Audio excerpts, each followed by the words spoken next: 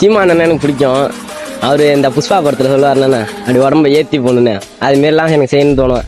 அவருக்கு நம்ம ஓட்டு போட்டால் அவருக்கு தான் முதல்ல ஓட்டு போடுவேன்.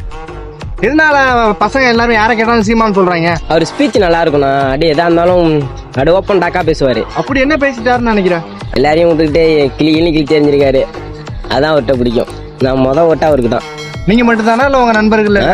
5 பேர் இருக்கோண்ணே.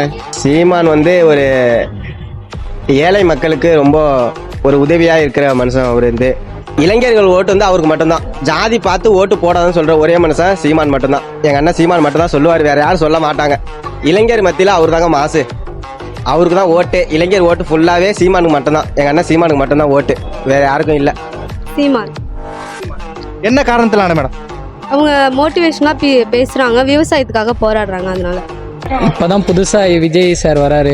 இதுக்கு முன்னாடிலேருந்து சீமான் சார் இருக்கார். சரி, ஓகே, பார்ப்போம் யார் என்ன அந்த நேரத்தில் எப்படி இருக்காங்களோ அவங்களுக்கு ஏற்ற மாதிரி பார்த்து. இளைஞர் சப்போர்ட்டுமே அவர் அவருக்கு தான் சீமானுக்கு தான் நம்மளுக்கு பண்ணிட்டு இருக்கிறாங்க. இளைஞர்கள் பார்த்தீங்கன்னாலும் சரி, நம்ம அடுத்த சமுதாயத்தை பார்த்தினாலும் சரி, நம்ம அவருக்கு தான் எல்லோரும் சப்போர்ட் பண்ணுறாரு. அவருக்கு வாய்ப்பு கொடுத்தா தமிழ்நாடு ஒரு நல்ல முன்னேறி வரும் அப்படின்னு நான் நினைக்கிறேன்.